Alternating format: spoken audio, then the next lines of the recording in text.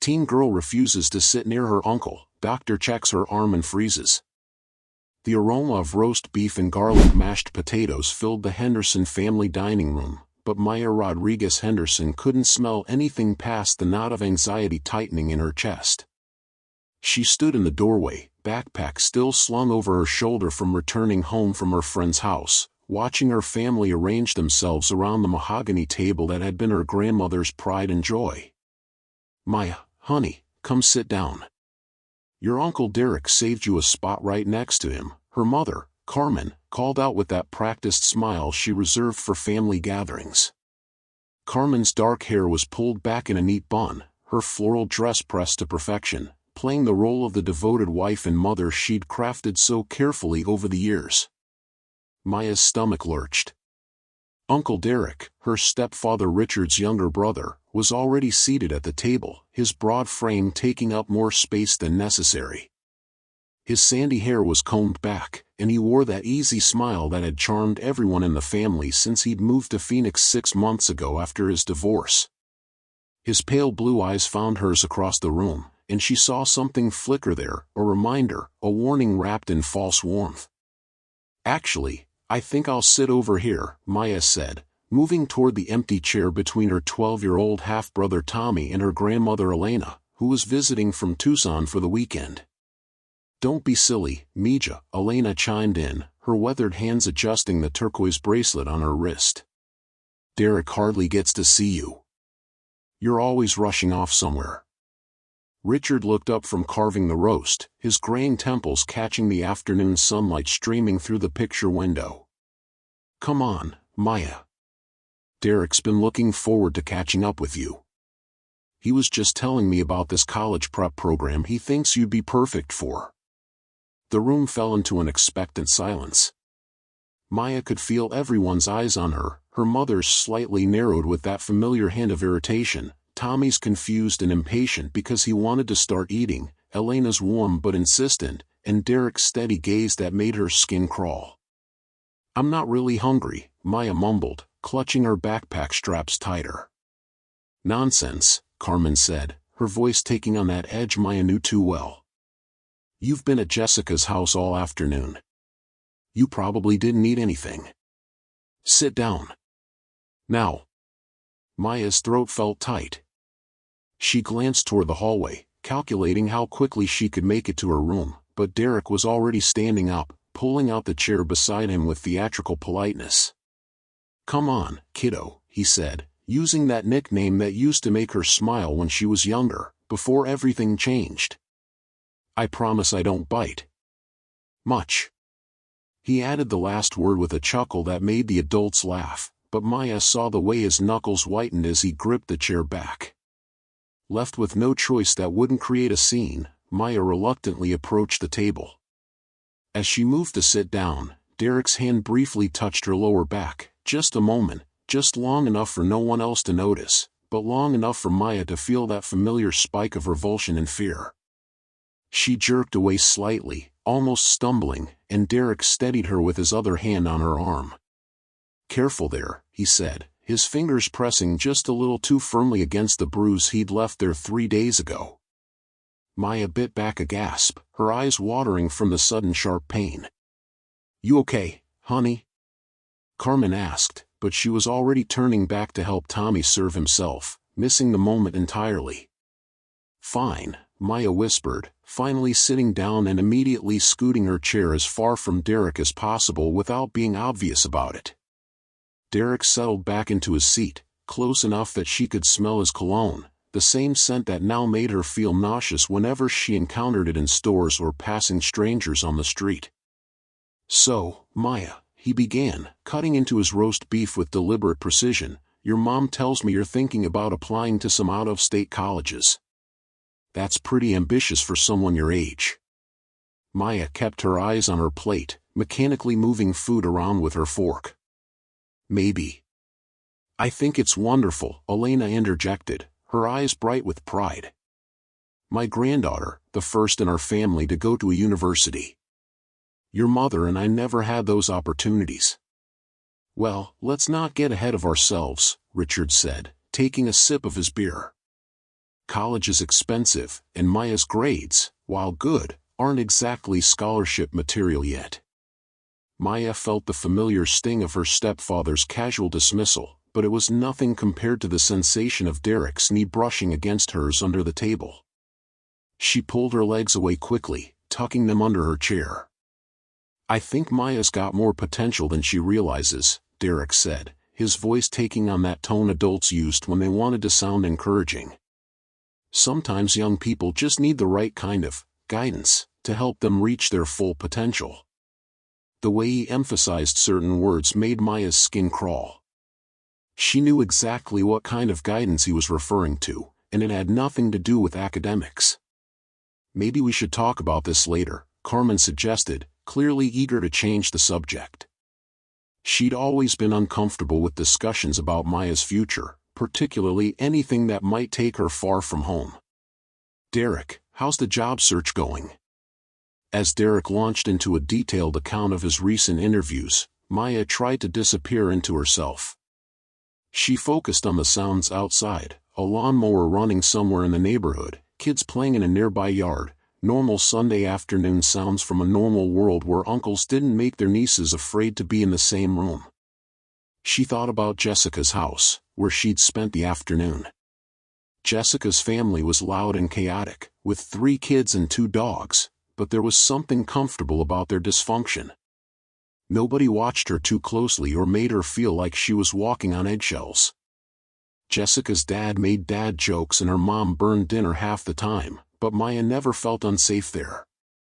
"Maya, you're not eating," Elena observed, reaching over to pat her hand. "Are you feeling all right, Mija? You look pale." "Just tired," Maya said, which wasn't entirely a lie. She'd been having trouble sleeping lately, jerking awake from dreams she couldn't quite remember, but that left her feeling dirty and anxious. "Growing girls need their nutrition," Derek said, and Maya could hear the smile in his voice even though she wasn't looking at him. "Especially smart, beautiful girls who are developing into young women." The way he said developing made Maya want to shower. She pushed back from the table abruptly, her chair scraping against the hardwood floor. "I have homework," she announced, standing up so quickly that she knocked over her water glass. The liquid spread across the table, soaking into the linen tablecloth Elena had brought from Tucson. "Maya!" Carmen snapped, jumping up to grab napkins. "Look what you've done." Sorry, Maya mumbled, helping to mop up the water while trying to ignore Derek's hand on her shoulder. "It's all right, kiddo," he said softly, his fingers squeezing just slightly. "Accidents happen. I'll help you clean up." "No." The word came out sharper than Maya intended, causing everyone to look at her in surprise. "I mean, it's fine. I've got it." She finished sopping up the water and backed away from the table, clutching the wet napkins. "I really do have homework. Big test tomorrow." "On Sunday night?" Richard asked skeptically. "AP History," Maya lied smoothly. She'd gotten good at lying over the past few months. "You know how demanding Mrs. Patterson is." Carmen sighed heavily. "Fine. But you're doing the dishes later to make up for leaving early." Maya nodded quickly and headed for the hallway, but Derek's voice stopped her. "Maya? Could you grab me another beer from the garage fridge while you're up?" Her blood turned to ice. The garage was where Derek had cornered her last Tuesday when everyone else was watching a movie. Where he'd grabbed her arm hard enough to leave marks and whispered things that made her want to disappear entirely. "I'll get it," Tommy offered, already half out of his chair. "No, that's okay," Derek said firmly. "Maya doesn't mind, do you?" It wasn't really a question. Maya could feel her family's expectant gazes, could see her mother's slight frown that suggested she was already annoyed by Maya's behavior today. There was no way to refuse without causing the kind of scene that would bring unwanted attention and questions she wasn't ready to answer. "Sure," Maya whispered. She walked toward the garage on unsteady legs, her heart pounding so hard she was sure everyone could hear it. The garage was dim and cool, filled with Richard's workshop tools and Carmen's exercise equipment that she never used.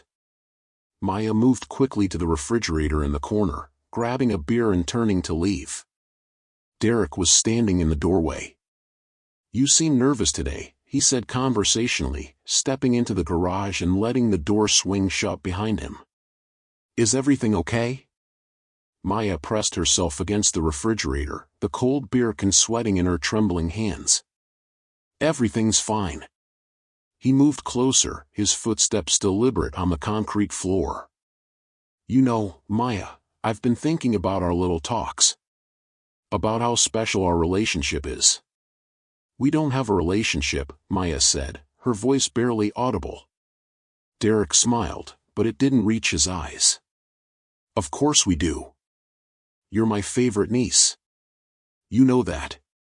He reached out and tucked a strand of her dark hair behind her ear, his fingers lingering against her cheek. "And I think you know how much I care about you." Maya turned her face away from his touch. "Please don't." "Don't what?" His voice was still gentle, still carrying that tone of false concern. "I'm just being affectionate. Families are supposed to be close, Maya. There's nothing wrong with that." His hand moved to her arm, fingers finding the bruise he'd left earlier in the week. He didn't press hard, just let his thumb trace over the tender skin in a way that was both a caress and a threat. "You need to be more careful," he said softly. "You bruise so easily. Someone might get the wrong idea if they saw marks like this." Maya's breathing was shallow, her chest tight with panic. "Let me go." "I'm not holding you," Derek said, though his grip on her arm tightened slightly. "You're free to leave any time you want." "But Maya?" He leaned closer, his breath warm against her ear. "You know how upset your mom gets when you make scenes. How much it hurts her when you act out. You don't want to hurt your family, do you?" The manipulation was so smooth, so practiced, that Maya almost believed she was the problem. Almost. But the fear in her stomach, the way her body recoiled from his touch, told her a different story. "Maya? Derek? What's taking so long?" Carmen's voice called from the dining room. Derek immediately stepped back, his demeanor shifting back to that of a concerned uncle. "Coming," he called back. Then, quieter, to Maya, "You dropped the beer." Maya looked down to see the can rolling across the garage floor, foam spraying from where it had hit the concrete. She must have dropped it without realizing. "I'll get another one," she said, moving toward the refrigerator, but Derek caught her arm again. "Maya." His voice was serious now, all pretense dropped. "You're a smart girl. You understand how important family is. How important it is to keep family business within the family. Right?" She nodded quickly, anything to make him let go of her. "Good girl." He released her arm and picked up the dropped beer can. "I'll take care of this. You go do your homework." Maya practically ran from the garage, not stopping until she reached her bedroom. She locked the door behind her and slid down to sit on the floor, her back against the wood, trying to catch her breath. Through her bedroom window, she could hear the continuation of Sunday dinner conversation, Tommy describing his soccer game, Elena talking about her book club, the normal sounds of a family enjoying each other's company.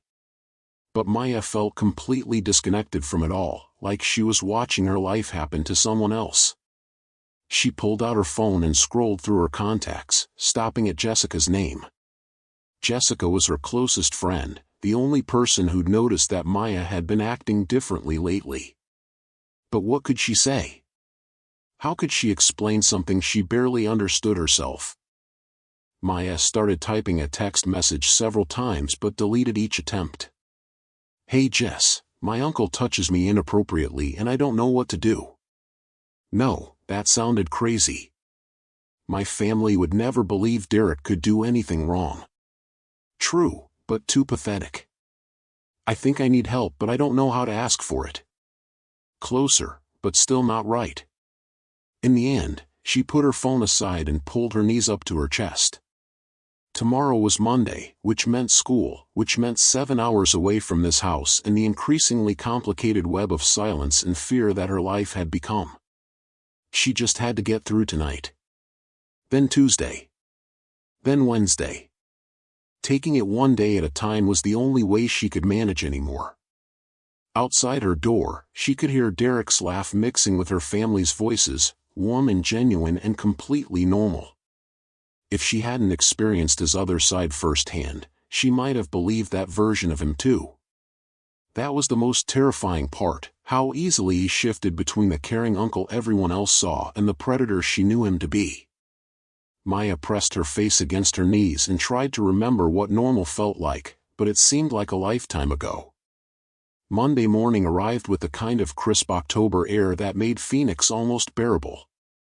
Maya walked through the halls of Desert Ridge High School, her backpack heavy with textbooks she'd barely touched over the weekend. The familiar chaos of teenagers switching classes, locker doors slamming, and overlapping conversations should have been comforting, but Maya felt like she was moving through water, everything muffled and distant. Maya. Wait up. Jessica Morales jogged to catch up with her, her curly black hair bouncing with each step. Jessica was everything Maya wished she could be, confident, outspoken, unafraid to take up space. At 5'2", she was tiny but fierce, the kind of person who commanded attention simply by being herself. You look like hell, Jessica said bluntly, falling into step beside Maya as they headed toward their first period AP history class. And don't say you're fine because I can see the bags under your eyes from here. Maya attempted a smile. Thanks for the pep talk. Really boosting my confidence. I'm serious, Maya. You've been weird for weeks now. Canceling plans, spacing out during lunch, and yesterday when I called your house, your mom said you were sleeping at like 3 in the afternoon. Since when do you nap? Since Derek moved in and every moment at home became a potential minefield, Maya thought. Since I started staying up until 2 a.m. listening for his footsteps in the hallway. Since sleep became the enemy because that's when the dreams come. Just stressed about college applications, Maya lied, pushing open the classroom door. You know how it is.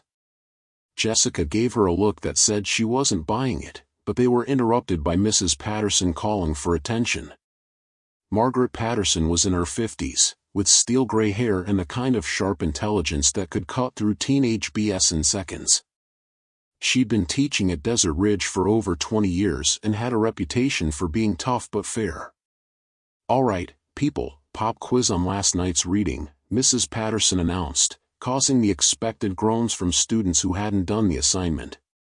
And before anyone asks, yes, this counts toward your grade. Maya stared at the quiz questions, the words swimming on the page. She'd actually done the reading. It was easier to focus on homework than to be present for family dinner conversations, but her mind kept drifting. Question 3 asked about the social conditions that led to the Salem witch trials, and Maya found herself thinking about hysteria, about how communities could turn against their own members when fear took hold. Miss Rodriguez Henderson? Mrs. Patterson's voice cut through her thoughts. You seem distracted. Maya looked up to find the entire class staring at her. Sorry, what? I asked if you'd like to share your thoughts on how mass hysteria can be used to silence uncomfortable truths. The question hit too close to home. Maya felt her cheeks burn as she mumbled, I think people often don't want to believe things that would force them to change their worldview. So they convince themselves the person speaking up is the problem. Mrs. Patterson studied her for a moment. Interesting perspective. Very mature insight into human psychology. The rest of the morning passed in a blur of classes and hallway conversations Maya only half heard. During lunch, she sat with Jessica and their friend group, Emma, who was obsessed with theater, David, who could solve any math problem but couldn't talk to girls, and Marcus, who played varsity basketball and was surprisingly good at making people laugh. So my mom's making me visit my cousin in Tucson next weekend, Emma was saying, picking at her cafeteria salad. She thinks I need family bonding time because I told her I wanted to minor in theater instead of business. Parents are weird about creativity, Marcus agreed. My dad keeps asking when I'm going to get serious about my future, like basketball isn't a legitimate career path. At least your parents care about your future, David said. Mine just want me to stop being so antisocial and make more friends. He gestured around the table. Like, what do they think this is? Maya pushed her sandwich around on her tray, only half listening to the familiar complaints about parental expectations.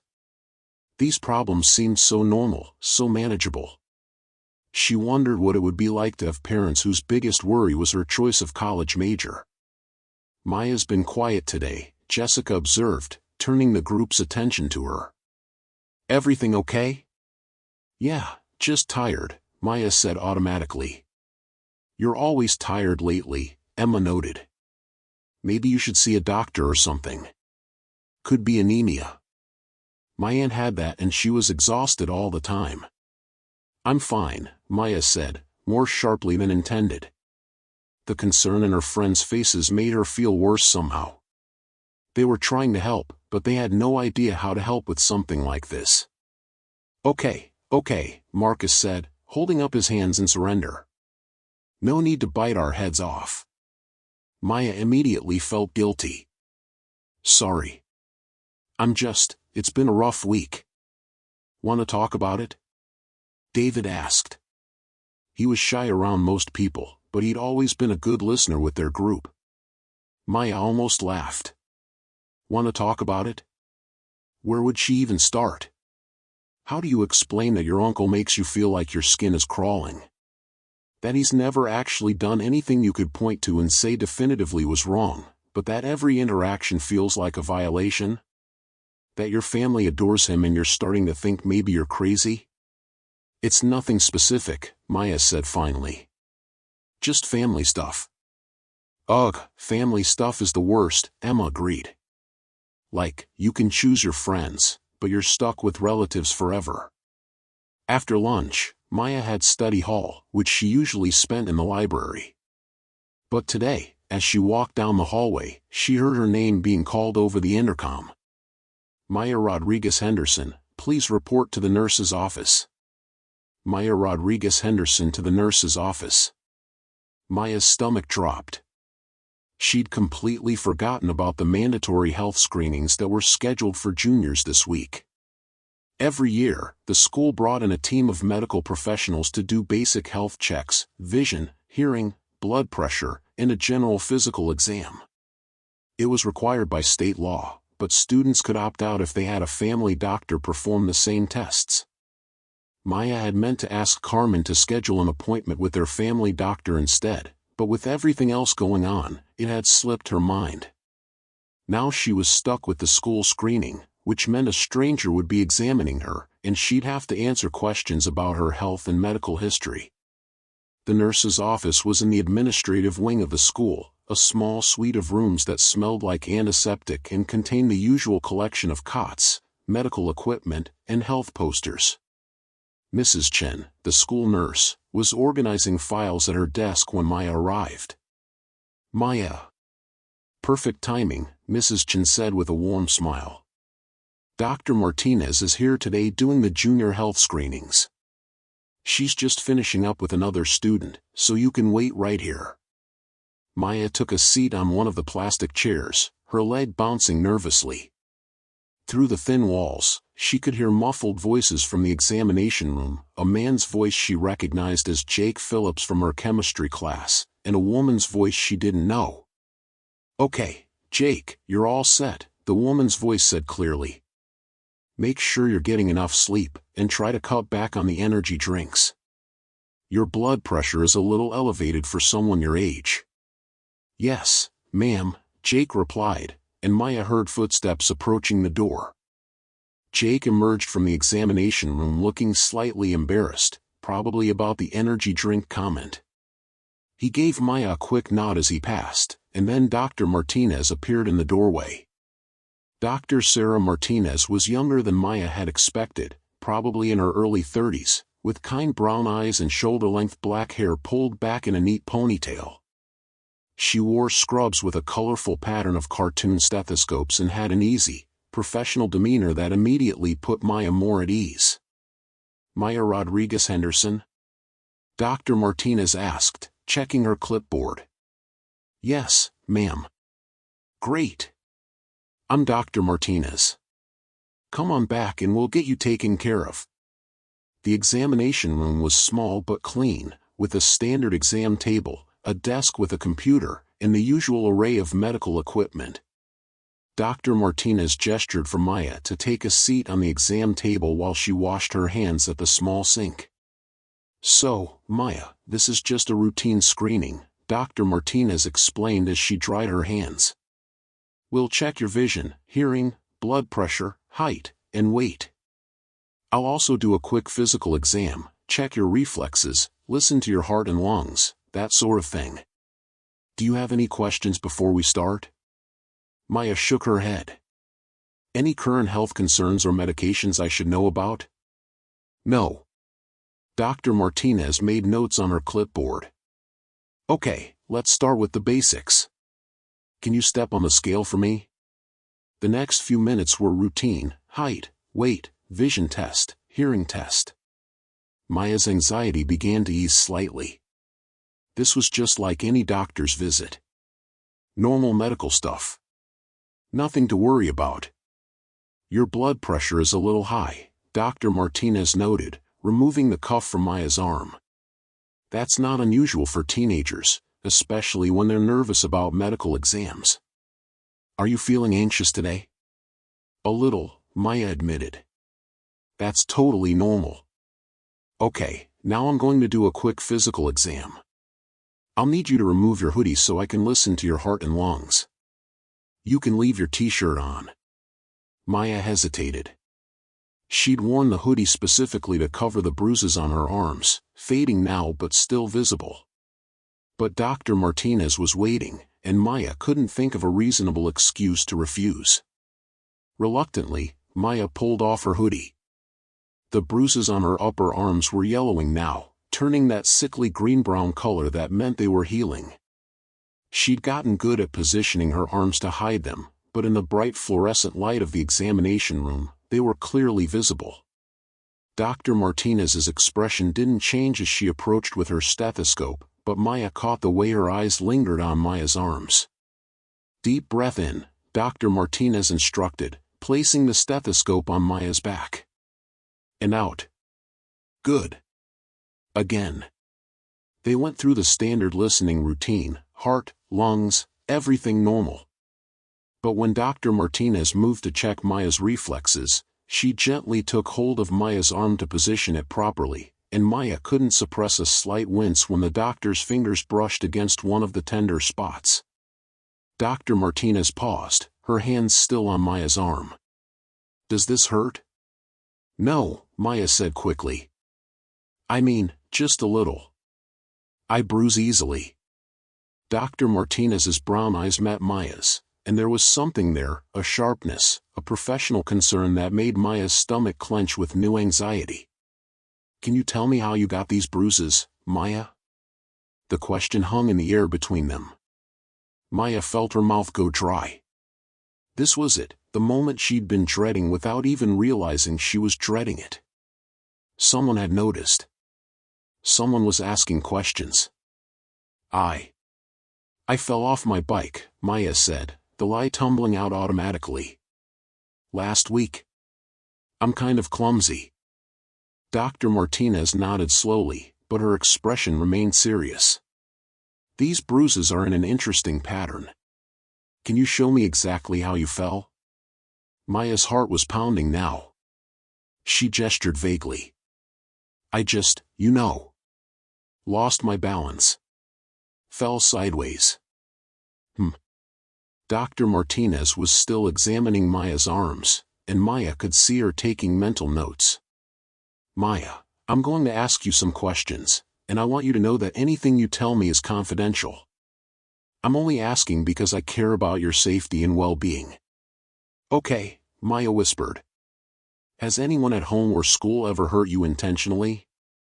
The question was so direct, so unexpected, that Maya felt tears spring to her eyes before she could stop them. She blinked rapidly, trying to compose herself. "No," she said, but her voice cracked on the word. Dr. Martinez pulled up a chair and sat down so she was at eye level with Maya. "Maya, I want you to know that I'm here to help you. If someone is hurting you, there are people who can make it stop. You don't have to protect anyone who's causing you harm." Maya's throat felt tight. Part of her wanted desperately to tell Dr. Martinez everything, about Derek, about the garage, about feeling afraid in her own home. But the other part of her, the part that had been carefully trained over months of Derek's manipulation, was screaming warnings. What if she was wrong? What if she was overreacting? Derek had never actually hurt her badly. The bruises were from him grabbing her too hard, not from him hitting her. And he'd never gone further than inappropriate touching and comments. Maybe she was making a big deal out of nothing. What if she told Dr. Martinez everything and Dr. Martinez didn't believe her? What if the doctor called her parents and Derek convinced everyone that Maya was lying, that she was troubled, that she needed help? Carmen already thought Maya was difficult, too moody, too dramatic. It wouldn't be hard to convince her that Maya was making things up for attention. "I'm fine," Maya said, wiping her eyes with the back of her hand. "Really? I just fall a lot. I'm not very coordinated." Dr. Martinez studied her for a long moment. "Maya, bruises like these, in this location, with this pattern, they're not typically caused by falls. They look more like grip marks, like someone grabbed your arms." Maya's blood turned cold. The doctor could tell. Of course she could tell. Maya had been stupid to think she could hide it from a medical professional. Maya started, then stopped. The words were right there, desperate to come out, but she couldn't make herself say them. Dr. Martinez leaned forward slightly. "You're safe here with me, Maya. Whatever is happening at home, we can figure out a way to help you. But I need you to tell me the truth." Maya looked into the doctor's kind eyes and felt something crack open inside her chest. For the first time in months, someone was looking at her with genuine concern, treating her like her well-being mattered. Not asking her to consider how her problems might affect other people, not dismissing her feelings, just offering help. "My uncle," Maya whispered, so quietly she wasn't sure Dr. Martinez had heard her.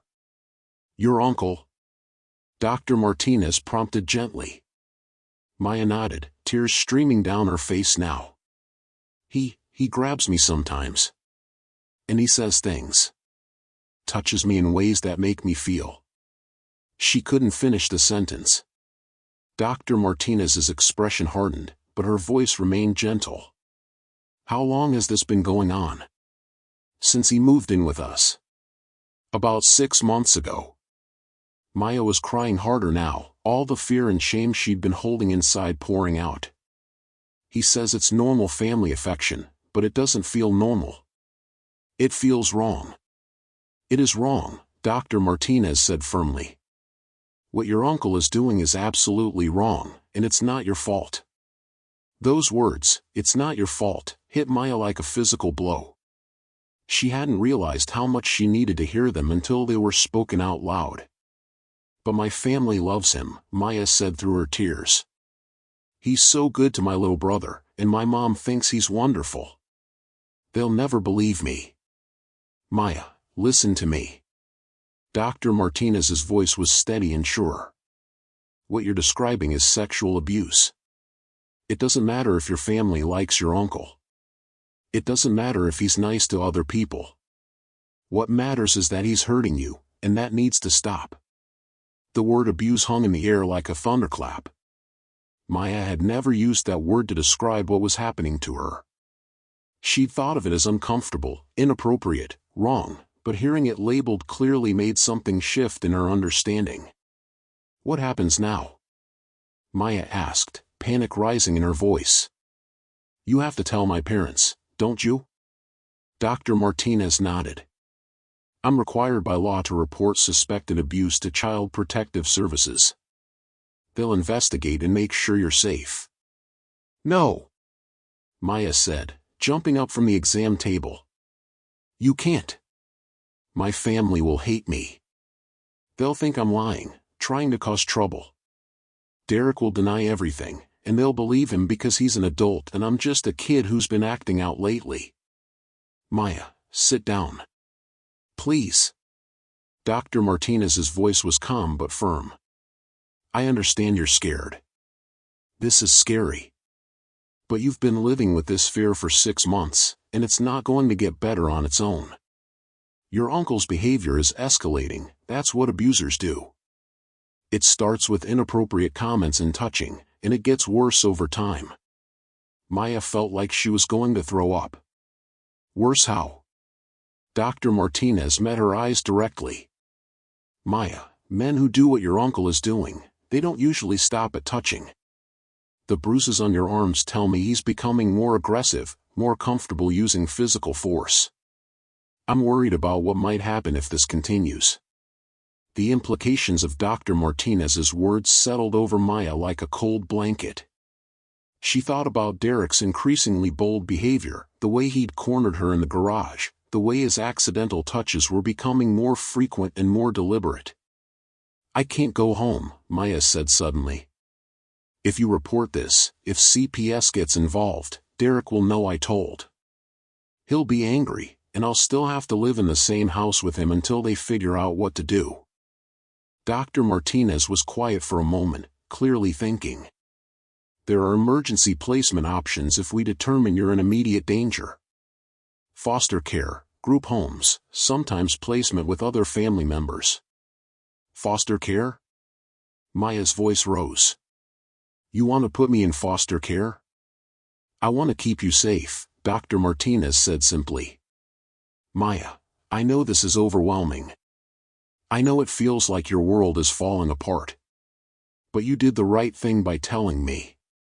You're very brave. Maya didn't feel brave. She felt terrified and small and like she just set in motion something she couldn't control or stop.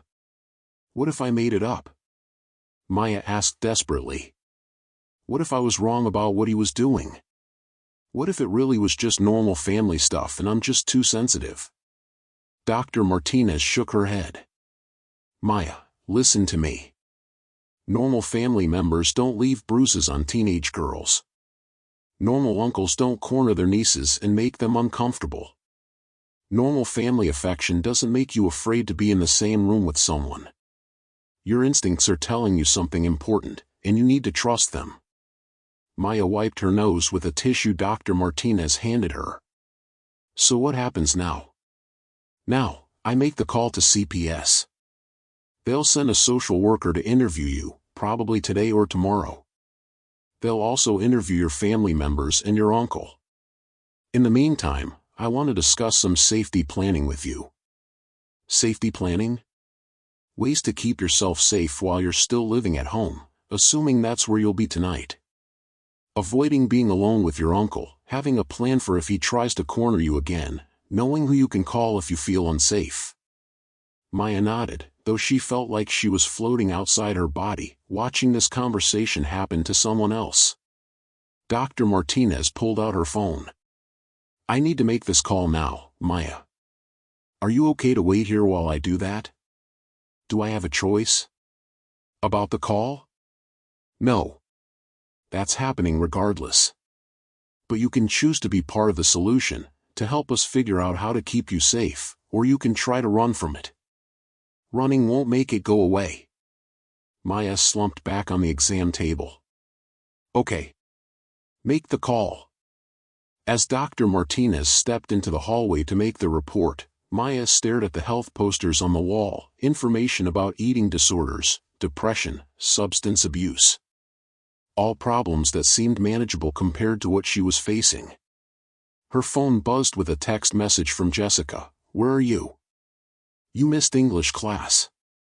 Maya stared at the message, trying to think of how to respond. How do you tell your best friend that your life just imploded? that the health screening you thought would be routine just turned into a child abuse report? She typed back, still at nurse's office. We'll explain later. When Dr. Martinez returned, her expression was serious but not unkind. Okay, I've made the report. A social worker named Mrs. Patterson, no relation to your history teacher, will be contacting you within the next 24 hours to set up an interview. Will she come to my house? Probably. She'll want to see your living situation and interview all the family members. Maya, I want you to understand something important. This is going to be hard for your family. They're going to be upset, confused, maybe angry. But that doesn't mean you did anything wrong. Maya nodded, though she was pretty sure her family would see it differently. I'm also going to give you my card, Dr. Martinez continued, pulling out a business card and writing something on the back. My office number is on the front. I'm writing my personal cell phone number on the back. If you feel unsafe at any point, day or night, you call me. Okay? Maya took the card, holding it like a lifeline. Thank you. You don't need to thank me, Maya. This is what adults are supposed to do, protect kids. I'm sorry it took this long for someone to notice and speak up. As Maya put her hoodie back on and gathered her things, Dr. Martinez gave her one more serious look. Maya, when you go home today, try to stay around other people. Don't be alone with your uncle. If he tries to get you alone, make an excuse to leave. Can you do that?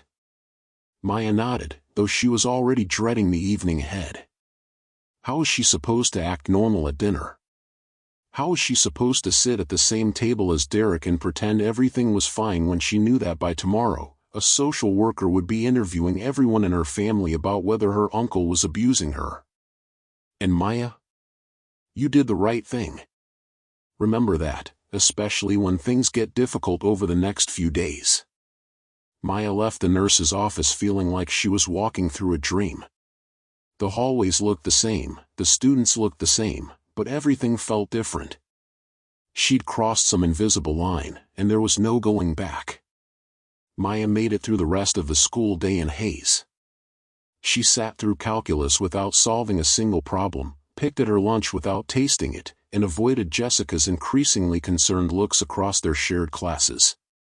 Every time her phone buzzed, her heart jumped, expecting it to be the social worker Dr. Martinez had mentioned, but it was just the usual stream of group chat messages and social media notifications that suddenly seemed to belong to a different person's life.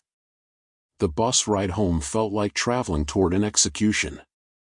Maya stared out the window at the familiar Phoenix suburbs, strip malls and chain restaurants, neat rows of stucco houses with desert landscaping, mountains rising in the distance like sleeping giants.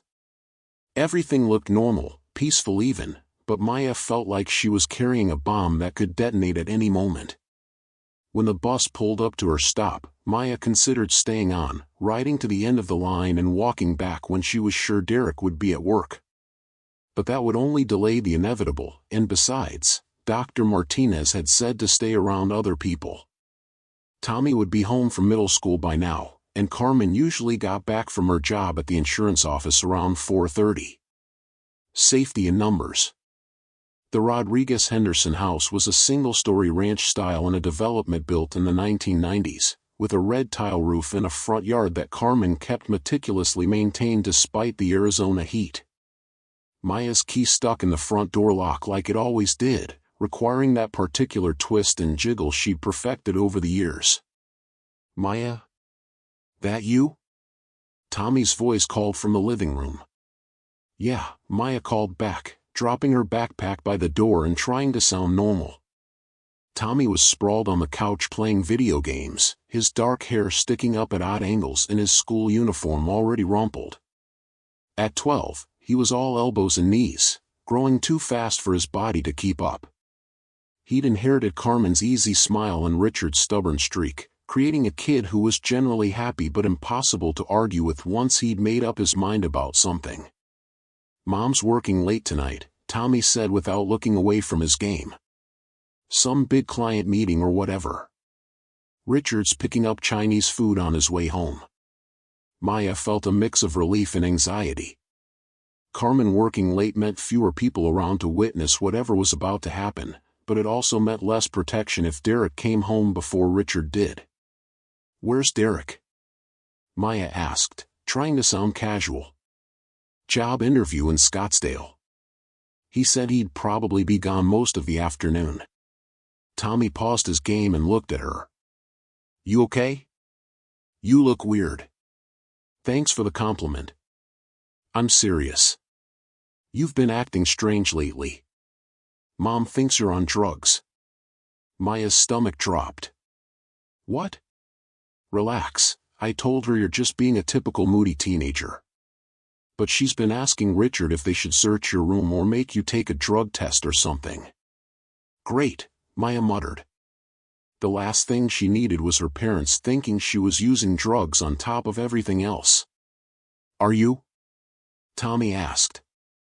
"Using drugs, I mean?" "No, Tommy. I'm not using drugs." "Then what's wrong with you? And don't say nothing, because even I can tell something's up, and I'm usually oblivious to that stuff." Maya looked at her little brother, really looked at him. Tommy was a good kid, funny and smart and completely innocent. Derek was nice to him, played video games with him, helped him with homework. Tommy would never understand why Maya was about to blow up their family. "Just school stress," Maya said. "Junior year is harder than I expected." Tommy shrugged and went back to his game. "Yeah, Jessica's sister warned me about that. She said junior year is when everyone goes crazy." Maya went to her room and closed the door, sitting on her bed and staring at Dr. Martinez's business card. The doctor's cell phone number was written in neat handwriting on the back, 602-555-7429. Maya programmed it into her phone under Dr. M. No need to advertise who it was if someone looked at her contacts. Her room felt different now, like she was seeing it through someone else's eyes. The walls were painted a soft lavender that she'd chosen when she was 14, covered with photos of friends, concert posters, and academic achievement certificates. Her desk was cluttered with college brochures and SAT prep books. It looked like the room of a normal teenager with normal problems. Maya wondered what a social worker would think when they saw it. Would they believe that someone could be afraid in a room that looked so safe and normal? Her phone rang, making her jump.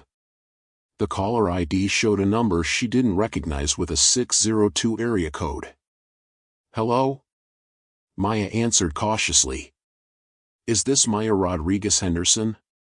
"Yes." "Hi Maya, this is Linda Patterson from Child Protective Services. Dr. Martinez from your school contacted us today about some concerns regarding your safety. I'd like to schedule a time to meet with you, preferably today if possible." Maya's mouth went dry. It was really happening. "Okay. I can come to your school tomorrow morning, or I can come to your home this evening. Which would you prefer?" Maya thought about it. School felt safer, more neutral territory. But if Mrs. Patterson came to school, everyone would know something was wrong. Teachers, administrators, other students, word would get around fast. "Home is fine," Maya said. "What time?" "How about 6 o'clock? Will your parents be available then?" "My stepdad will be. My mom might be working late." "That's all right. We can start with whoever's available and schedule follow-up meetings as needed." "Maya, I want you to know that this conversation is going to be difficult, but my job is to make sure you're safe. Can you think of any reason you wouldn't be safe having this conversation at your home tonight?" Maya glanced toward her bedroom door. Derek would probably be back by 6. The thought of having this conversation while he was in the house made her feel sick. "My uncle lives with us," Maya said quietly. "He'll probably be home." "I see. Is your uncle the person you spoke with Dr. Martinez about?" "Yes." There was a pause on the other end of the line. "Maya, Would you feel more comfortable if we arranged for your uncle to not be present during our initial conversation?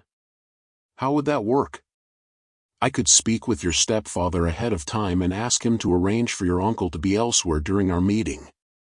We don't have to tell him specifically why, just that we need to interview family members separately.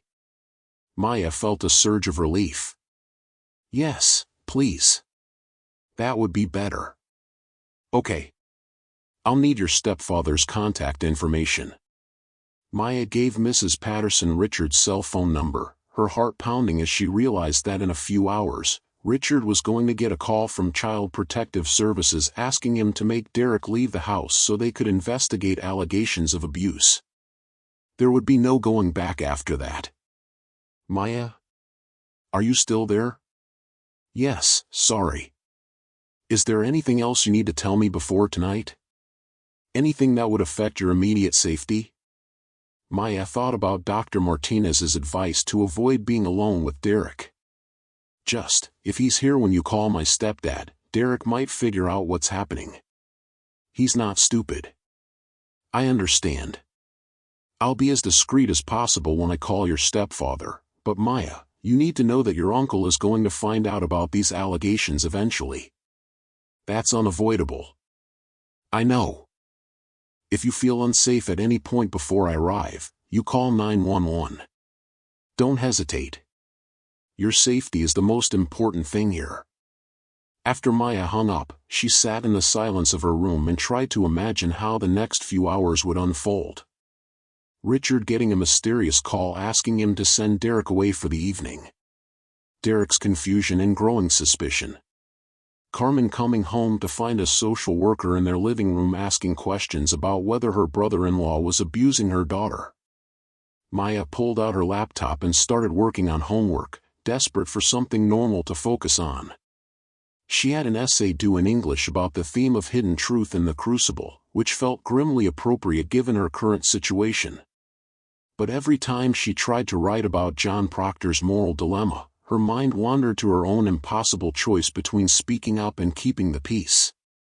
Around 4:45, she heard Richard's truck pull into the driveway, followed by the slam of the front door and the rustle of takeout bags. Food's here.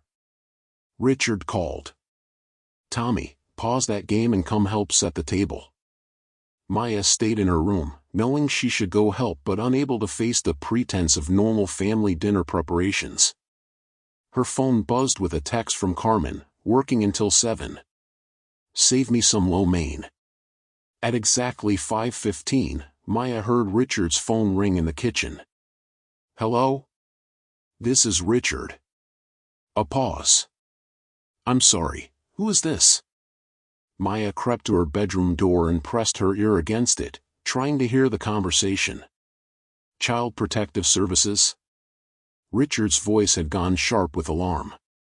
Is Tommy okay? What's this about? Another pause, longer this time. An allegation? Against who? Richard's voice was getting louder now. I don't understand. What kind of allegation? Maya could hear Tommy asking questions in the background, could hear the confusion and rising panic in Richard's voice. You want Derek to not be here? Why? What's he supposed to have done? The conversation continued for several more minutes, Richard's voice cycling through confusion, disbelief, and anger. Finally, Maya heard him say, Fine. Yes, I'll figure something out. 6 o'clock. When Richard hung up, the house fell silent except for the low murmur of Tommy asking questions. Maya couldn't make out the words, but she could hear the anxiety in her little brother's voice. A few minutes later, there was a knock on her bedroom door. Maya? Can you come out here, please? Maya opened the door to find Richard standing in the hallway, his face pale and his expression grim. Behind him, she could see Tommy hovering in the living room, clearly trying to eavesdrop. We need to talk, Richard said. They sat at the kitchen table, the bags of Chinese food growing cold between them. Richard looked like he'd aged 10 years in the past few minutes. I just got a call from Child Protective Services, he began. They're sending someone over tonight to investigate an allegation of abuse in our home. Maya nodded, not trusting herself to speak. They wouldn't tell me specifics over the phone, but they asked me to make sure Derek isn't here when they arrive. Maya, do you know what this is about? Maya met Richard's eyes, seeing genuine confusion and concern there. Richard wasn't her biological father, but he'd been in her life since she was 8 years old. He'd taught her to drive, helped her with homework, walked her to her first day of high school. He wasn't perfect, he could be distant sometimes, too focused on work, not always emotionally available, but he'd never made her feel unsafe. I told Dr. Martinez at school today that Derek has been inappropriate with me, Maya said, the words coming out in a rush. She said she had to report it. Richard stared at her for a long moment, his expression unreadable. Inappropriate how? Maya felt her cheeks burn. He touches me in ways that make me uncomfortable. He says things that are sexual. He corners me when no one else is around and grabs me hard enough to leave bruises. Bruises? Richard's voice was sharp. Maya pulled up the sleeve of her hoodie, showing him the fading marks on her arm. These are from last week when he cornered me in the garage. Richard reached out like he was going to touch the bruises, then stopped himself. Maya, why didn't you tell us this was happening? Would you have believed me? Maya asked. Derek's your brother. Everyone loves him. Mom thinks he's wonderful. Tommy looks up to him.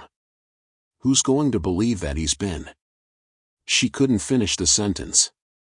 I would have believed you, Richard said quietly. Would you? Really?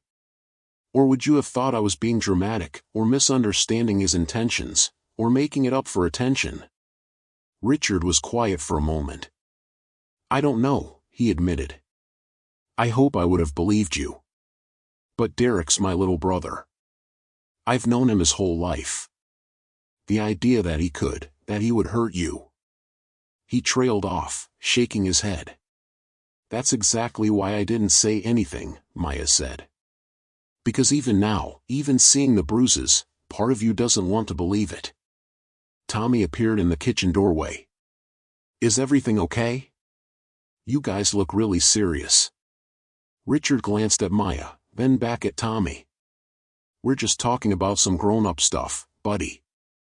Nothing for you to worry about. Is Maya in trouble? No, Richard said firmly. Maya's not in trouble. But Tommy wasn't stupid. He looked between them, taking in their tense body language and serious expressions. This is about Uncle Derek, isn't it? That's why that lady on the phone wanted him to leave. Richard sighed. Tommy, I need you to go to your room for a while. There are some things Maya and I need to discuss privately. But I want to know what's happening. This is my family too. Tommy. Richard's voice had that tone that meant the discussion was over. Room. Now. We'll talk later. Tommy stomped off, clearly frustrated but knowing better than to argue when Richard used that voice. Once they were alone again, Richard turned back to Maya. Where's Derek now? Job interview in Scottsdale. He said he'd be gone most of the afternoon. Richard checked his watch. It's almost 5:30. He'll probably be back soon. He ran his hands through his graying hair. Maya, I need to ask Derek to leave for the evening, and I need to do it without telling him why. Do you think you can handle being in the same room with him while I have that conversation? Maya's stomach clenched. Do I have a choice? You always have a choice. If you're not comfortable with that, I can send you to Jessica's house or something. Maya thought about it. Part of her wanted to run, to be anywhere but here when Derek found out that his carefully constructed facade was crumbling. But another part of her wanted to see his face when Richard asked him to leave. She wanted to watch him try to figure out what was happening, to see if he would show his true colors when he felt cornered. I'll stay, Maya said. At 5:45, Derek's car pulled into the driveway. Maya and Richard were sitting in the living room, both of them tense and trying to look casual. Maya had positioned herself on the chair closest to the hallway, giving herself a clear escape route if she needed it. Derek came through the front door with his usual easy smile, loosening his tie as he walked. "Hey, family. How was everyone's day?" He looked genuinely happy, probably because the job interview had gone well. "Richard, you'll never guess what happened. They basically offered me the position on the spot. Facilities manager for a corporate campus in Scottsdale. Great pay, good benefits, the whole package." "That's great, Derek," Richard said, but his voice was strained. "Really great news." Derek picked up on the odd tone immediately. His smile faltered as he looked between Richard and Maya. "Everything okay? You both look like someone died." "Derek, I need to ask you a favor," Richard said, standing up. "I need you to go out for the evening. Maybe grab dinner somewhere, see a movie, whatever. Just, don't come back until after 9 or 10. Derek's expression shifted from confusion to suspicion. "Why? What's going on?" "It's nothing you need to worry about. Just some family business that Carmen and I need to handle privately." "Family business that involves asking me to leave my own home?" Derek's voice had an edge to it now. "Richard, I've been living here for 6 months. I pay rent, I help with bills, I'm part of this family. What kind of family business doesn't include me?" Maya watched Derek's transformation with fascination and horror. The easy charm was sliding away, revealing something harder underneath. His posture had changed, becoming more aggressive, more intimidating. "It's not about you, Derek," Richard said, but he was clearly uncomfortable with the lie. "It's just something Carmen and I need to work through." "Carmen's not even here," Derek pointed out. "And why is Maya sitting there looking like she's about to bolt? What the hell is really going on?" Richard glanced at Maya, clearly unsure how much to reveal. Derek caught the look and his eyes narrowed. "This is about Maya, isn't it?" Derek said, his voice dangerously quiet. "What has she been saying?" The question hung in the air like a threat. Maya felt her heart racing, but she forced herself to meet Derek's gaze. For the first time in months, she didn't look away. "I haven't said anything that isn't true," Maya said, surprised by how steady her voice sounded. Derek stared at her for a long moment, and Maya saw him calculating, trying to figure out exactly what she might have revealed and to whom. "Derek," Richard said, stepping slightly between them, "I really need you to just go out for a few hours. Please." "No," Derek said flatly. "I'm not going anywhere until someone tells me what's happening. This is my home too, and I have a right to know why I'm being asked to leave." The doorbell rang, cutting through the tension like a knife. Maya checked the clock on the wall, exactly 6 o'clock. "I'll get it," Richard said, but Derek was already moving toward the door. "I'll get it," Derek said, his voice leaving no room for argument. Maya's blood turned to ice. If Derek answered the door and found a CPS worker standing there, he would know immediately what was happening. And Maya would be trapped in the same room with him when he figured it out. "Richard," Maya said urgently, but Derek was already at the front door. Derek opened the door to reveal a middle-aged African-American woman in a business suit, carrying a briefcase and official-looking folder. "Good evening," the woman said. "I'm Linda Patterson from Child Protective Services. I'm here to speak with the Rodriguez-Henderson family." The words hit Derek like a physical blow.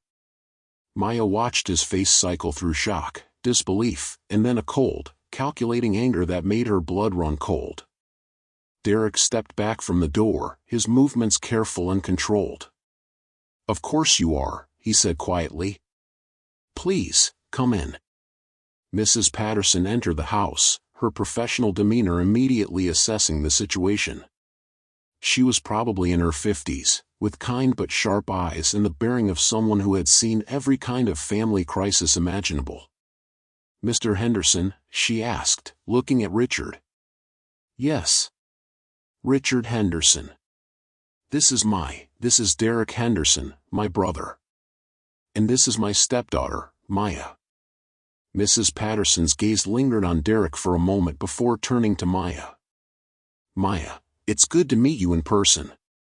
Derek's head snapped toward Maya, his expression shifting to something that made her want to run. You called them, he said, his voice barely above a whisper. Mr. Derek Henderson, Mrs. Patterson interrupted before Maya could respond. I'm going to need you to step outside while I conduct my initial interview. Step outside? Derek laughed, but there was no humor in it. This is my home. You want me to step outside of my own home because my teenage niece has been telling stories? Sir, I need you to comply with this request immediately, Mrs. Patterson said, her voice taking on an authoritative tone. You can wait outside, go for a drive, visit a friend, I don't care what you do. But you cannot be present during this interview. Derek looked around the room, at Richard, who was staring at him with growing horror, at Maya, who was pressed back in her chair like she was trying to disappear, at Mrs. Patterson, who was clearly not going to back down. Fine, Derek said finally. I'll go. But this conversation isn't over. He grabbed his keys from the bowl by the door and headed outside, but not before giving Maya one last look that promised consequences. As soon as the front door closed behind him, Maya felt like she could breathe again. But she also knew that Derek would be back, and when he returned, everything would be different. Maya, Mrs. Patterson said gently, you did the right thing. But as Derek's car pulled out of the driveway, Maya wasn't so sure. She had the sinking feeling that the hardest part was just beginning. The living room felt cavernous with Derek gone. Mrs. Patterson settled into the chair Derek had vacated, her briefcase balanced on her knees, while Richard paced near the window like a caged animal.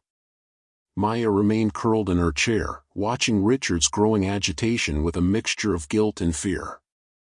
Richard, please sit down, Mrs. Patterson said gently. I know this is overwhelming, but I need you to focus so we can get through this. Richard stopped pacing but didn't sit. I still don't understand how we got here. 6 months ago, my brother was living in his car after his divorce. We took him in because that's what family does. And now you're telling me he's been abusing Maya? I'm here to investigate allegations, Mrs. Patterson corrected.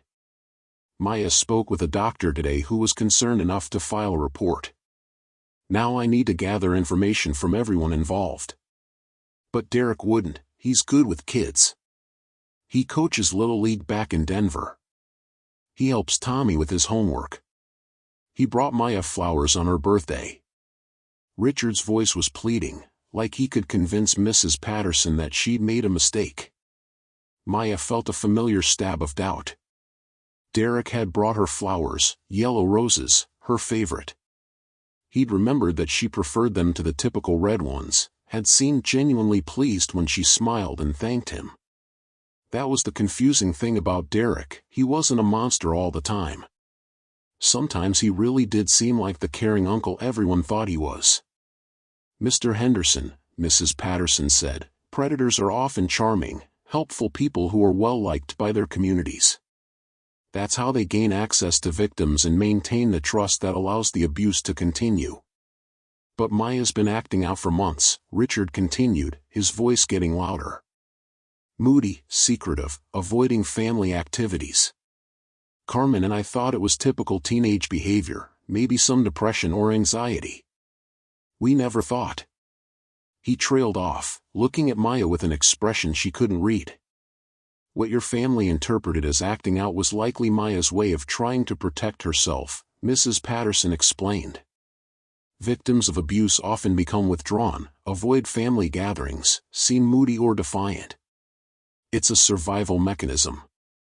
I wasn't acting out, Maya said quietly. I was trying to avoid being alone with him. Richard finally sat down heavily on the couch, his head in his hands. How did I miss this? How did I not see what was happening in my own house? Because you weren't looking for it, Mrs. Patterson said without judgment. Most family members don't expect abuse from someone they trust. Maya, can you tell me exactly what's been happening? Start from the beginning. Maya took a deep breath, trying to organize her thoughts. It started small. Comments about how I was developing, how pretty I was getting. At first, I thought he was just being nice, you know. Then he started finding excuses to touch me, putting his hand on my back when he passed behind my chair, hugging me too long and too tight. Richard was staring at her now, his face pale. Maya, why didn't you tell us? Because you would have reacted exactly like you're reacting now, Maya said, her voice stronger than she felt. You would have explained it away, told me I was misunderstanding, that Derek was just being affectionate. That's not true. Yes, it is, Maya interrupted. When I started avoiding him at family dinners, what did everyone say? That I was being rude, that I was going through a phase, that I needed to make more effort with family. No one asked why I didn't want to sit near him. Mrs. Patterson was taking notes in a small notebook. Maya, when did the physical contact escalate beyond what you've described? Maya's throat felt tight. About 3 weeks ago, he cornered me in the garage when everyone else was watching a movie. He pressed against me and said things about my body, about how I was becoming a woman. When I tried to leave, he grabbed my arms hard enough to bruise them. Did this happen more than once? Yes. A few times. Always when no one else was around, always with some excuse about why we needed to talk privately or why he needed my help with something. Richard made a strangled sound. Maya, I'm so sorry. I'm so fucking sorry. Language, Mr. Henderson, Mrs. Patterson said mildly, but not unkindly. No, you don't understand, Richard continued, his voice breaking. 3 weeks ago, Carmen and I had a fight about Maya. Derek told us he was worried about her behavior, that she seemed troubled, maybe using drugs or hanging out with the wrong crowd. He suggested we search her room, implement stricter rules. He said teenage girls needed firm boundaries or they'd spiral out of control. Maya felt sick. He was setting up a reason for me to be in trouble if I said anything. Jesus, Richard whispered. He played us. He actually played us. Mrs. Patterson's expression remained neutral, but Maya caught a flicker of something, anger, maybe, or disgust. This is a common tactic. Abusers often work to undermine their victims' credibility with family members. What else? Richard asked, looking directly at Maya. What else did he do that we dismissed or explained away? Maya thought about all the small moments that had made her skin crawl, all the interactions that had left her feeling dirty and confused. He started doing my laundry without being asked, going through my clothes. He'd comment on my underwear, say things about how I was choosing to dress. Last week, I caught him in my room when I came home from school. He said he was looking for something Carmen had asked him to find, but nothing was missing or moved. Oh God, Richard said, putting his head back in his hands. He also started giving me money for things, coffee with friends, clothes shopping, gas for when I borrowed the car. Always with this attitude like we had some special relationship, like he was taking care of me in a way my parents couldn't. Mrs. Patterson looked up from her notes. That's called grooming. He was building a sense of special relationship and obligation. The front door opened and Carmen's voice called out, I'm home. Sorry I'm late, the client meeting ran over and then I had to stop for, what's going on? Carmen stood in the living room doorway, still in her work clothes, taking in the scene, Richard looking devastated, Maya curled up defensively, and a strange woman with official-looking papers. Carmen, Richard said, standing up slowly. This is Mrs. Patterson from Child Protective Services. She's here because Maya reported that Derek that he's been inappropriate with her. Carmen's purse slipped from her shoulder and hit the floor with a soft thud. What? Inappropriate how? Carmen asked, her voice sharp with disbelief. Mrs. Patterson gestured for Carmen to sit down. Mrs. Henderson, I understand this is shocking, but I need you to listen while Maya explains what's been happening. This is ridiculous, Carmen said, but she sat down on the edge of the couch. Derek wouldn't hurt Maya. He loves this family. He's been nothing but helpful since he moved in. Mom, please, Maya said. Just listen. Maya went through it again, the comments, the touching, the escalation to grabbing and cornering her. With each detail, Carmen's expression grew more closed off, more defensive. Maya, honey, are you sure you're not misinterpreting Derek's behavior? Carmen asked when Maya finished. He's from a different generation, a different family culture. Maybe what feels inappropriate to you is just his way of showing affection. Maya felt like she'd been slapped. Mom, look at my arms. Maya pulled up her sleeves again, showing the fading bruises. Carmen stared at them for a long moment. You could have gotten those anywhere, Carmen said finally. You play sports, you're clumsy, you're always bumping into things. Carmen, Richard said sharply. Those are finger-shaped bruises. And Derek was the only person who could have made them. Carmen shot back. Maya's been acting out for months. Maybe she's getting into fights at school or experimenting with rough activities we don't know about. Mrs. Patterson intervened before the argument could escalate. Mrs. Henderson, I understand this is difficult to accept. Many family members struggle to believe abuse allegations, especially when they come from within the family. Because they're often false, Carmen said, her voice rising. Teenagers make up stories for attention, or because they're angry about rules, or because they want to get adults in trouble. Mom, why would I make this up? Maya asked, tears starting to flow. What would I gain from lying about this?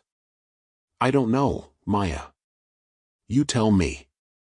You've been unhappy lately, resistant to family activities, argumentative about rules. Maybe this is your way of lashing out. Maya looked at her mother, really looked at her. Carmen's dark hair was perfectly styled despite her long workday, her makeup still intact, her business suit unwrinkled. She looked competent and professional and completely unwilling to hear what Maya was trying to tell her. Mrs. Henderson, Mrs. Patterson said, I've interviewed hundreds of abuse victims over the years. Maya's account is consistent, detailed, and matches the behavioral changes you've observed. False allegations are actually quite rare, especially in cases like this. Cases like what? Carmen demanded. Intrafamilial abuse involving a trusted family member, Mrs. Patterson explained. Maya has nothing to gain and everything to lose by coming forward. She's risking her family relationships, her living situation, her sense of security. That's not something teenagers do lightly. Carmen stood up abruptly and began pacing, just as Richard had done earlier. This is insane. Derek is a good man. He's been through a terrible divorce, lost his house, had to start over in a new city. We're the only family he has left. And that's exactly why he targeted Maya, Mrs. Patterson said. He was vulnerable, dependent on your family's goodwill, and he knew that Maya would be reluctant to speak up if it meant threatening his place here. You're making him sound like some kind of calculating predator, Carmen said. Isn't he? Maya asked quietly. The question hung in the air. Carmen stopped pacing and stared at her daughter, and for a moment, Maya thought she saw doubt creep into her mother's expression. Maya, Carmen said slowly, if this really happened, why didn't you tell me? Because I knew you'd react like this, Maya said. Because Derek made sure you thought I was troubled, difficult, probably lying about things. Because he's your family now and I'm just a stepdaughter who's been nothing but problems lately. That's not true. Yes, it is, Maya interrupted. When's the last time you and I had a conversation that wasn't about my grades, or my attitude, or what I was doing wrong? When's the last time you asked me how I was feeling instead of telling me how I should be feeling?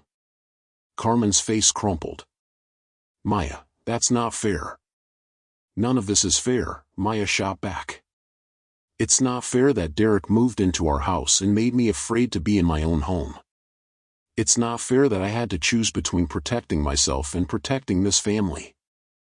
And it's not fair that even now, with a social worker sitting in our living room, you're more concerned about Derek's feelings than you are about mine." The room fell silent except for the sound of Maya crying and Carmen's sharp breathing. Richard sat frozen on the couch, looking like he was watching his family disintegrate in real time. Mrs. Patterson let the silence stretch for a moment before speaking. "Mrs. Henderson, I need to ask you some direct questions about Derek's behavior. Have you ever noticed him paying special attention to Maya? Giving her gifts, money, privileges that he doesn't extend to Tommy?" Carmen nodded reluctantly. "He said Maya was at a difficult age, that she needed extra support and guidance. Have you noticed him trying to spend time alone with Maya? Creating situations where they would be isolated together? He offered to help her with college applications. Said she needed mentoring from someone who understood the business world." Carmen's voice was getting smaller. "And Maya's resistance to these interactions, how did Derek respond when she tried to avoid spending time with him?" Carmen was quiet for a long moment. "He seemed hurt. Said Maya was going through a rebellious phase, that we needed to be firmer with her."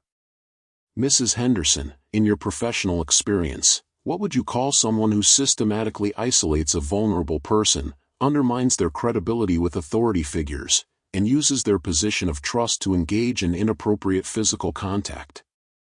Carmen's face went white. As an insurance investigator, she spent her days looking for patterns of deception and manipulation. When the behavior was laid out like that, in clinical terms, it was impossible to ignore. "Oh God," Carmen whispered. "Oh God, what have we done?" "You haven't done anything wrong," Mrs. Patterson said firmly. "You trusted a family member and took his word when he told you Maya was troubled. That's what most parents would do." "But we should have listened to her," Richard said.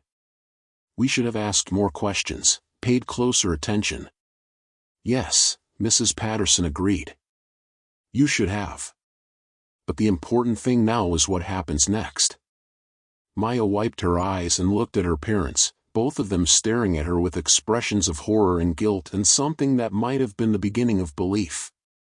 "What happens to Derek?" Maya asked. "That depends on several factors," Mrs. Patterson said. "First, I need to complete my investigation. That means interviewing Derek, Tommy, possibly some of Maya's teachers and friends. If my investigation substantiates the allegations, I'll refer the case to law enforcement for potential criminal charges." "Criminal charges?" Carmen gasped. "Sexual abuse of a minor is a felony in Arizona," Mrs. Patterson explained. "What Maya has described, the inappropriate touching, the explicit comments, the physical restraint, those are crimes." Richard stood up and walked to the window, staring out at Derek's empty parking space. "He'll deny everything. Say Maya's lying, that we're a troubled family looking for someone to blame." "Probably," Mrs. Patterson agreed. "But abusers often reveal themselves when they're confronted. They get angry, make threats, say things that contradict their claims of innocence." "What about Maya?" Carmen asked. "What happens to her while all this is going on?" "That's up to you, to some extent. Maya needs to be safe, which means Derek cannot continue living in this house. If you're willing and able to ensure Maya's safety by removing Derek from the home, she can stay here with you." "And if we can't guarantee that?" Richard asked. "Then we'd look at alternative placement. Foster care, kinship care with other family members, therapeutic group homes." Maya felt panic rising in her chest. "I don't want to leave. This is my home, my school, my friends." "Then Derek has to go," Carmen said firmly. "Today. Tonight. I don't care where he goes, but he's not staying in this house." Richard turned from the window. "He won't go willingly. Not now. He knows we know." "Then we'll make him go," Carmen said, her voice taking on a steel Maya had rarely heard before. "We'll pack his things and put them on the front lawn if we have to." Mrs. Patterson held up a hand. "Before we get ahead of ourselves, I need to finish my interviews. Maya, is there anything else you haven't told me? Anything Derek did or said that you think I should know?" Maya thought about all the smaller violations, the way Derek looked at her when he thought no one was watching, the comments about her body disguised as concern for her health, the way he'd started doing little favors for her that felt more like surveillance. "He took pictures," Maya said suddenly, the memory surfacing like something she'd tried to bury. "A few weeks ago, when I was studying by the pool. He said he wanted to capture me in my natural element for a family album, but something about it felt wrong. The way he positioned the camera, the things he said while he was taking them." "Do you know where those pictures are now?" Mrs. Patterson asked. "Probably on his phone." Mrs. Patterson made a note. "Maya, when Derek returns tonight, you cannot be alone with him under any circumstances. Do you understand? If he tries to get you alone, you scream, you run, you call 911. He's going to be angry and desperate, and that makes him dangerous." "More dangerous than he already was?" Maya asked. "Yes. Cornered predators often escalate their behavior. He may try to convince you to recant your story, or threaten you, or even attempt to silence you physically." Carmen made a sound like she was going to be sick. "Richard, call your parents. Tell them Derek needs to stay with them tonight." "They're in Flagstaff," Richard said. "And Carmen, they're not going to understand this any better than we did. They raised Derek. To them, he's still the baby of the family." "Then he can get a hotel room," Carmen said. "I don't care what it costs." "Mrs. Henderson," Mrs. Patterson interrupted, "I wouldn't recommend trying to manage Derek's reaction yourselves. When I leave here tonight, I'm going to contact the Phoenix Police Department and ask them to send an officer to supervise Derek's removal from the home. For everyone's safety." As if summoned by their conversation, headlights swept across the living room windows. Derek's car was pulling into the driveway. "He's back," Maya whispered, immediately moving closer to Richard. Mrs. Patterson stood up and moved toward the window, peering through the curtains. "Maya, I want you to go to your room and lock the door. Stay there until either I or a police officer tells you it's safe to come out." "What about Tommy?" Maya asked, suddenly remembering her little brother. "I'll get him," Richard said, heading toward the hallway. "Tommy! Come here, buddy." Tommy appeared from his room, clearly having been listening to at least part of the conversation through his bedroom door. "Is Uncle Derek in trouble?" "Just come with me," Richard said, guiding Tommy toward Maya's room. "You're going to hang out with Maya for a while. But I want to know what's happening." "Tommy," Richard's voice was firm. "Room. Now. Both of you." Maya and Tommy crowded into Maya's bedroom, Tommy immediately bombarding her with questions she couldn't answer. Through her bedroom window, Maya could see Derek's silhouette as he sat in his car, talking on his phone. He'd been gone for less than 2 hours, but he was already back, probably having figured out that a 6 o'clock meeting that required his absence could only mean one thing. "Maya, what's going on?" Tommy asked for the 5th time. "Why are you crying? Why is there a lady with a briefcase in our living room? Why did Dad make Derek leave?" Maya looked at her little brother, still innocent, still believing that adults could be trusted, still thinking that family meant safety. In a few minutes, that innocence was going to be shattered, and it was partly her fault. "Tommy," Maya said carefully, "sometimes adults do things that hurt kids, even when they're supposed to protect them.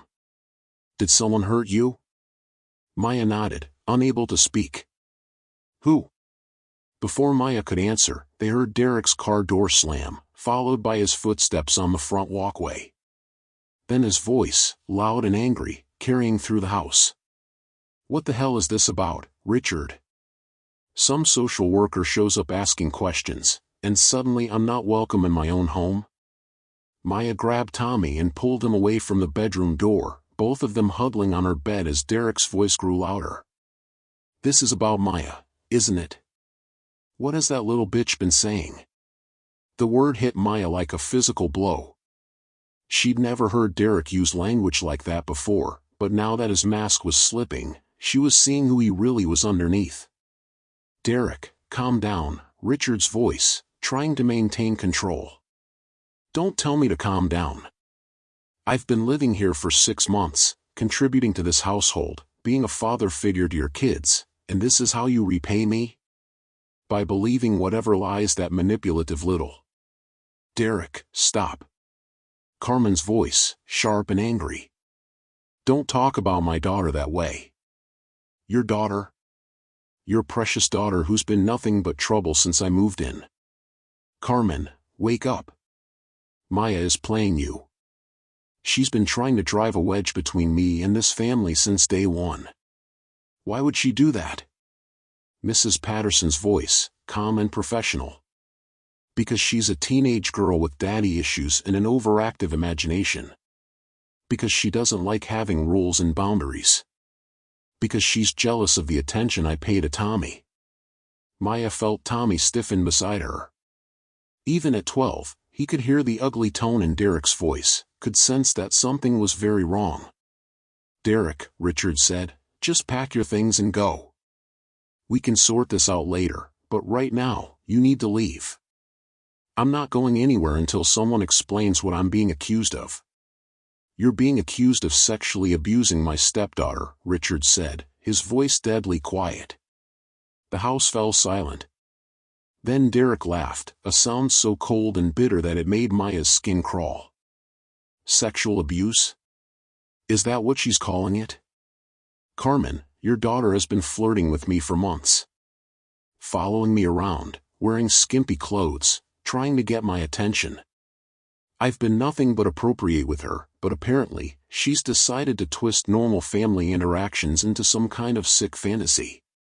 "You're lying," Carmen said, but her voice sounded uncertain. "Am I? Ask yourself, Carmen, who's been having behavioral problems lately? Who's been moody, secretive, avoiding family time? Classic signs of a troubled teenager acting out for attention." Maya felt sick listening to Derek manipulate her own symptoms back against her. He was good at this, probably had years of practice twisting situations to make himself look like the victim. "Derek," Mrs. Patterson said, "I've heard enough.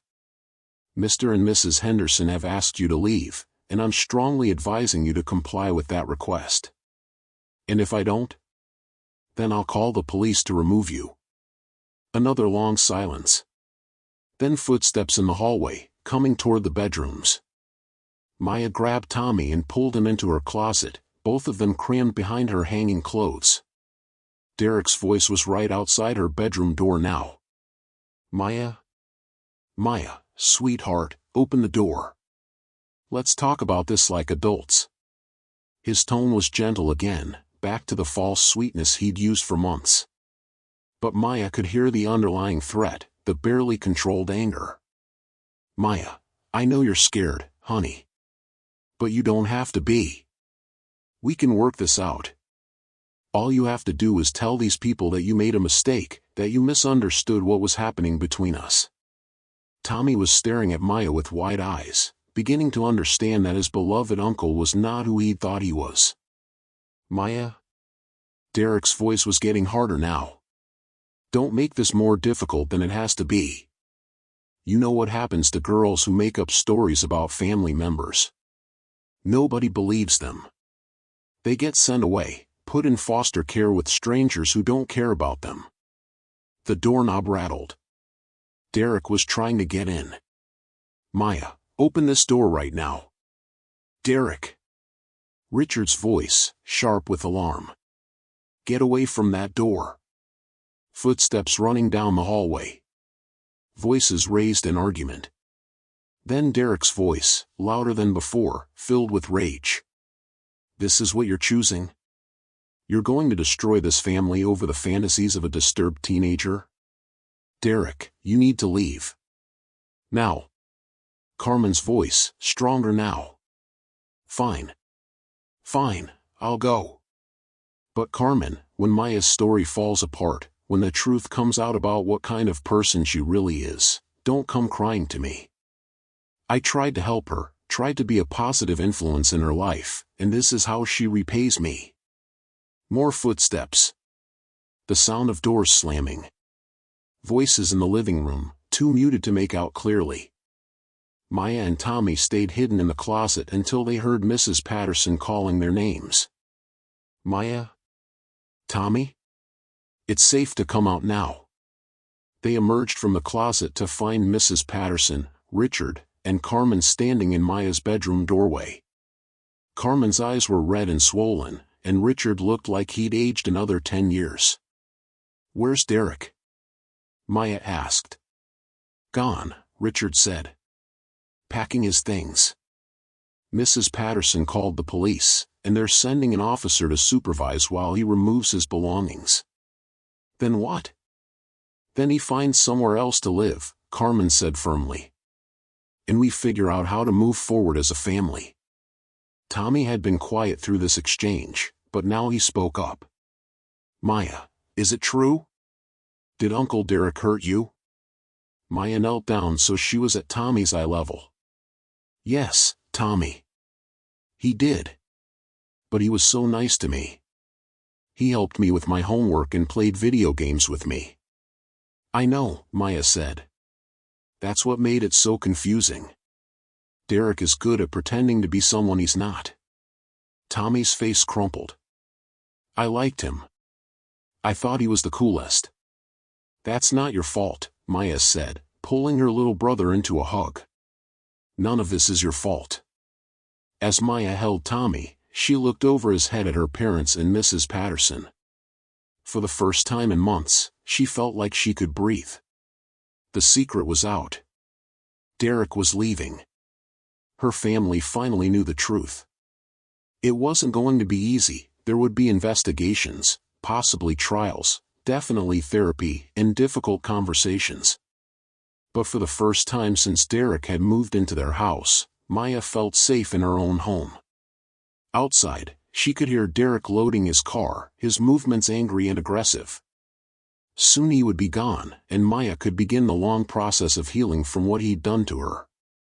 But first, she had to help her little brother understand that the world wasn't always as safe as he'd thought it was, and that sometimes the people you trust the most are the ones who hurt you.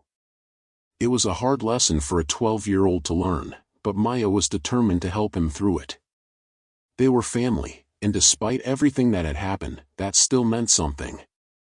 As sirens wailed in the distance, the police arriving to ensure Derek's peaceful departure, Maya allowed herself to believe that maybe, just maybe, everything was going to be okay. 3 weeks later, Maya sat in Dr. Martinez's office for a follow-up appointment. The bruises on her arms had faded completely, but the emotional healing was taking longer. She was seeing a therapist twice a week, and the whole family was attending counseling sessions to learn how to rebuild trust and communication. Derek had been arrested and charged with sexual abuse of a minor.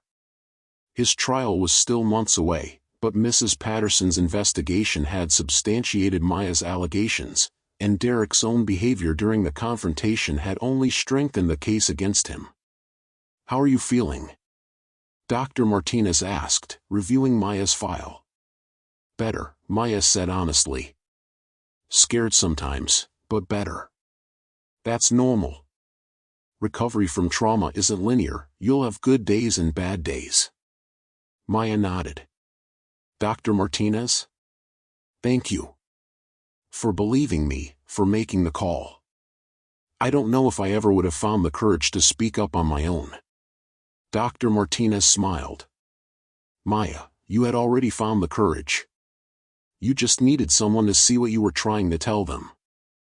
I'm proud of you for surviving what you went through, and I'm proud of your family for stepping up to protect you once they understood what was happening. As Maya left the doctor's office and walked out into the bright Phoenix sunshine, she thought about the college applications she'd been working on. She was still planning to apply to out-of-state schools, but now it wasn't about running away from her problems. It was about moving toward her future. She pulled out her phone and sent a text to Jessica. "Coffee later? I have news about the UCLA application." Jessica responded immediately, "Yes. Can't wait to hear." Maya smiled and headed home, where Carmen was making her favorite dinner and Tommy was probably waiting to show her his latest art project.